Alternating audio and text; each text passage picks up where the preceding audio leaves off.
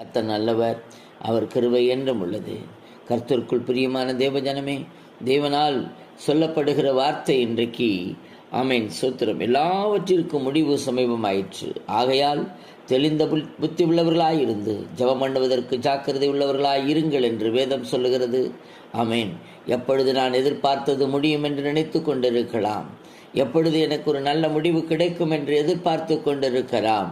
ஆனால் தேவனுடைய வார்த்தை சொல்லுகிறது, தெளிந்த புத்தி உள்ளவர்களாயிருங்கள், ஜெபம் பண்ணுவதிலே ஜாக்கிரதை உள்ளவர்களாயிருங்கள். அது மட்டுமல்ல, எல்லாவற்றிற்கும் மேலாக ஒருவர் ஊக்கமான அன்புள்ளவர்களாயிருங்கள்.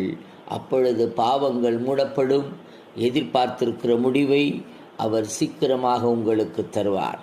ஆம் பிரியமானவர்களே, அர்ப்பணிக்கலாமா? தேவனிடத்தில் அர்ப்பணிக்கலாமா? அர்ப்பணியுங்கள். கர்த்தர் உங்களை எல்லாவற்றிற்கும் முடிவை தரப்போகிறார். ஆமென்.